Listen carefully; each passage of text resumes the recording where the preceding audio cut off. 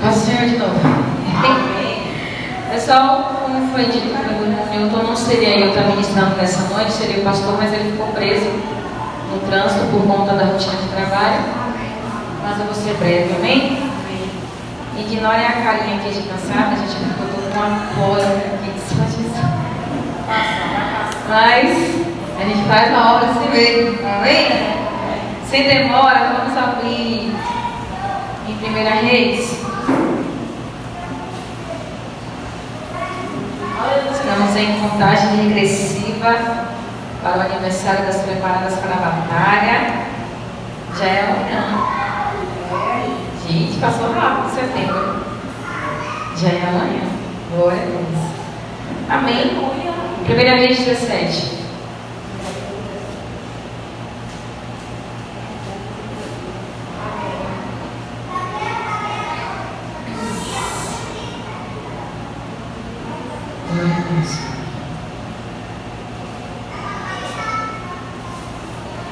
Reis 17, versículo 4 fala o seguinte: E há de ser que beberás o ribeiro, e eu tenho ordenado aos corvos que ali te sustentem. Versículo 6: E os corvos lhe traziam pão e carne pela manhã, como também pão e carne à noite, e bebia do ribeiro. Versículo 8: Então veio a palavra do Senhor dizendo: Levanta-te e vai a Sarapta, e que é de Sidom, e habita ali. E eis que ordenei que ali há uma mulher viúva que te sustente. Amém? Pode ser amém, Jesus. Irmãos, de quem estamos falando aqui? Do profeta Elias.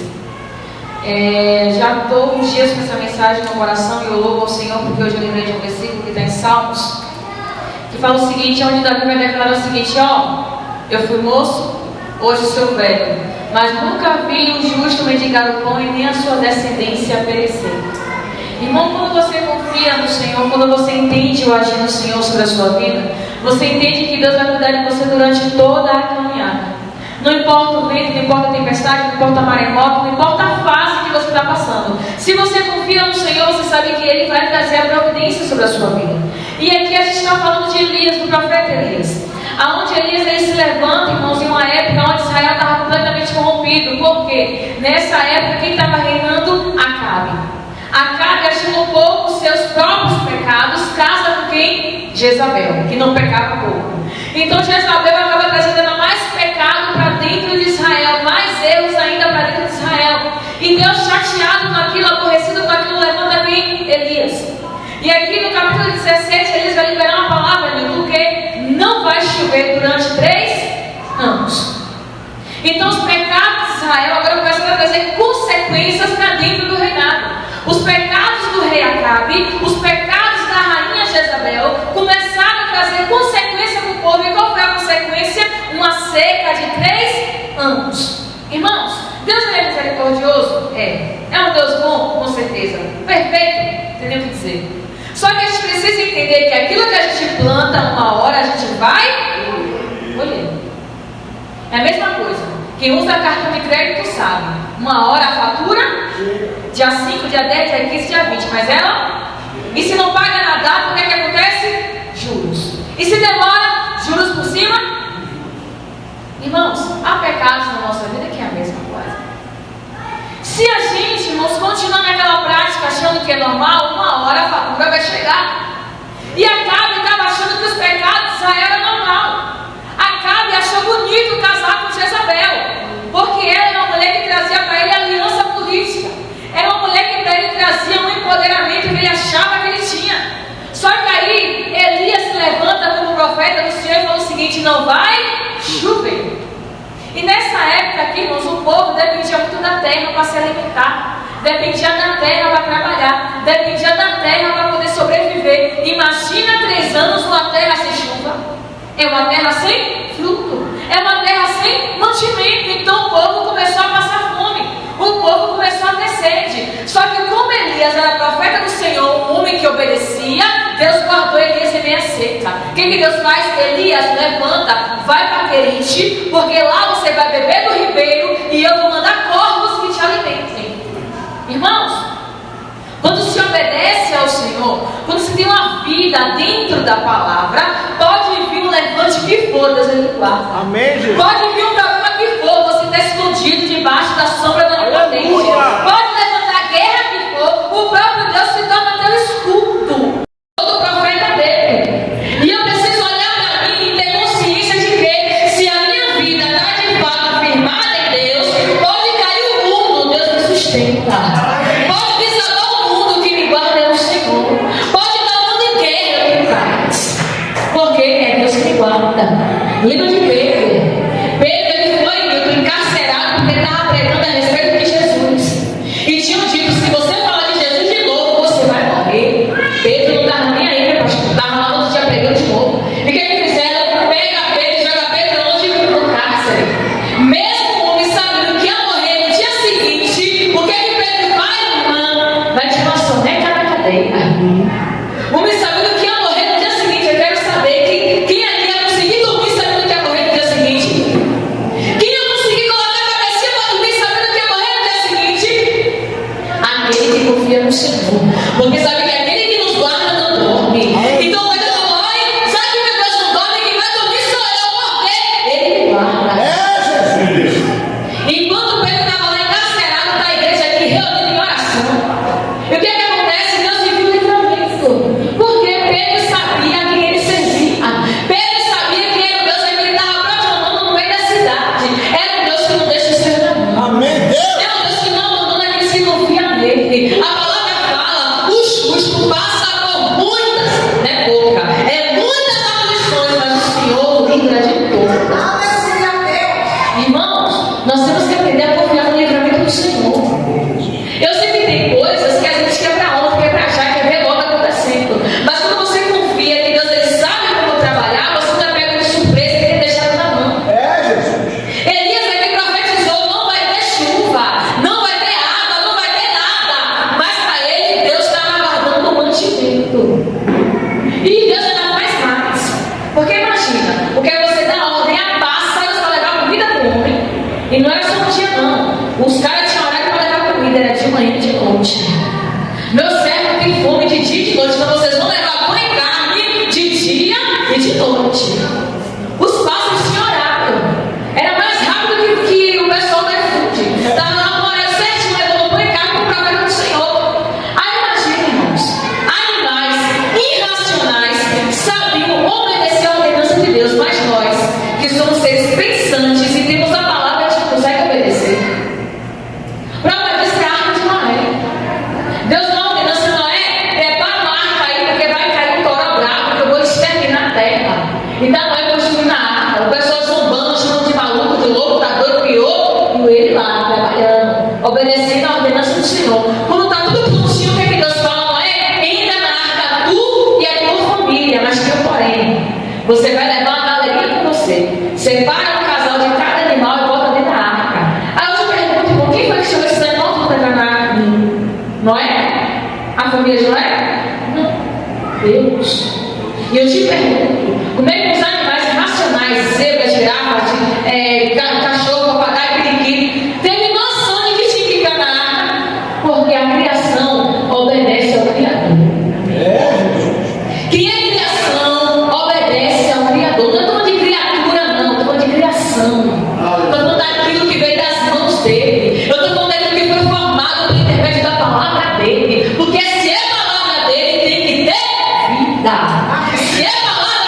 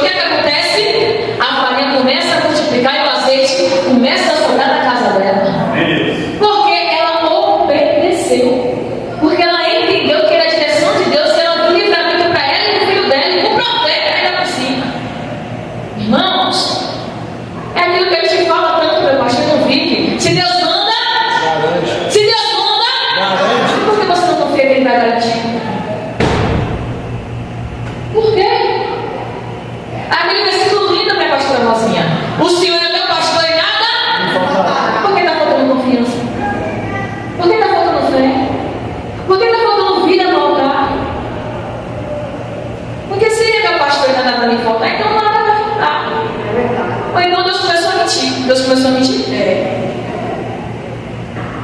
Porque a partir do momento, irmãos, que a palavra está me dizendo uma coisa, eu estou fazendo outra, então a palavra é mentirosa e eu estou certa.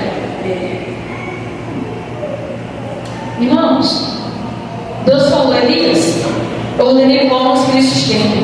Elias, eu ordenei uma mulher que lhe sustente. Você vê, uma hora ele estava no ribeiro, outra hora ele desce uma cidade que não tinha nada. E tanto no ribeiro quanto no deserto, Deus cuidou de Elias e ele enviou alimento. Tanto no lugar de fartura, que era no ribeiro, porque tinha água, tinha pão, quanto na cidade que não tinha nada. Deus cuidou de Elias nos dois lugares, porque ele é Deus. Irmãos, você pode estar na melhor fase da sua vida, Deus ele cuida de você. Você pode estar na pior fase da sua vida, ele vai continuar cuidando de você. Ele só precisa de uma coisa, que a gente confie nele. O que a palavra fala? Lança sobre mim toda a vossa ansiedade, porque o Senhor tem cuidado de ti. Chega em Deuteronômio, Deus vai dizer o seguinte: ó, sabe a roupinha de vocês no deserto? Ela não se rasgou, pelo contrário, cresceu no corpo. Sabe a sandália de vocês? Também não quebrou, cresceu no pé, porque o Senhor me deu providência. Aonde? No deserto. Irmãos, Deus é teu socorro. Ele é nosso socorro bem presente aonde? Na hora da palavra. A questão é que eu esqueço da palavra. E por que eu estou esquecendo da palavra? Porque eu não estou praticando ou eu não estou lendo. Porque a palavra não é clara. Aquele que ouve a palavra e não pratica é como alguém que se viu no espelho, saiu e não lembra mais como é o seu rosto. Ou você lembra como é o seu rosto quando você saiu de casa? Não lembra. A mesma coisa. Quem ouve e não vai esquecer. Vai esquecer, irmãos. Então, para a gente sempre lembrar da palavra, para que o Espírito me lembre daquilo que eu leio, eu tenho que praticar. A mesma coisa no curso, a mesma coisa na habilitação, dirigir um carro, na bicicleta.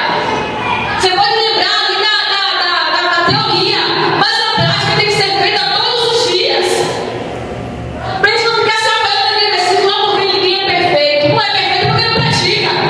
Porque a prática leva. E o que Jesus fala? Que nós temos que nos esforçar para alcançar a estatura de um varão? Se está escrito, é porque isso é possível.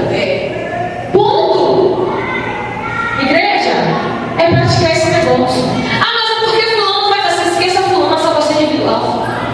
Pratique você o seu negócio, viva você a sua vida com Deus, pratique você a sua vida com Deus. O problema é que a gente gosta de se espelhar muito na vida do outro, esqueça o outro. Quer se espelhar em alguém? Se espelhe em Jesus. Amém. Quer imitar alguém? Imita Jesus. Aleluia. Quer apoiar a sua fé em alguém? Se apoia a sua fé em Jesus. Porque Jesus, tanto na bonança quanto na escassez, ele não deixa de confiar. Porque quando chega no Getsemane, que Jesus ele vai orar, pedindo o que? Pai, se possível, eu passo de mim esse. Só que aí ele lembra: pera, não é a minha vontade. Eu tenho que confiar naquele que me chamou. E o que ele fala? Mas todavia não seja como eu, mas como tu. Porque Jesus confiou no Pai até o último minuto de vida. Aleluia. Porque Jesus sabia que Deus era poderoso para trazer ele de volta. Não é que trouxe? Ele não ressuscitou depois, 3 dias depois? Então pronto. Irmãos, é confiar. Ah, mas olha a situação, não vem a sua situação, é confiar. Ah, mas você não sabe o que eu estou passando, não estou nem aí, é confiar. Elias confiou, irmãos, e obedeceu a direção do Senhor. Porque imagina se Elias continua lá no meio da escassez, ele ia pegar o mano com pão na boca, não ia. Ele ia ver lá a farinha multiplicar, não ia, mas ele obedeceu e confiou que Deus ia cuidar dele naquele lugar. Aprenda a confiar. Amém, Deus. Mas não é de boca para fora, não. É de verdade. Aleluia. Porque de fato, irmãos, se Deus ele promete algo, ele tem poder suficiente para fazer o negócio acontecer. O problema somos nós que param no meio do caminho. O problema somos nós que ora um dia, ora 2, ora 3, não aconteceu, para de orar. O problema somos nós que vem com culto, vem 2, depois para de vir porque Deus não fez o negócio acontecer. O problema somos nós que deixam o propósito pelo meio do caminho. Mas Deus não. Deus quando ele fala, garante até que uma vírgula se cumpra. Porque ele é fiel para fazer o negócio acontecer. Amém? Simplesmente quero orar para todos. Aleluia. Glória a Deus. Feche os olhos em nome de Jesus. Amém. Senhor, Existe um louvor que diz o seguinte: nem que Deus providencie corvos para te alimentar, que eles tragam pão e carne toda vez que o sol raiar. Pai, peço a Deus, meu Senhor, que não deixe os seus na mão. Vou tornar a repetir. Davi disse: eu fui moço, agora sou velho, mas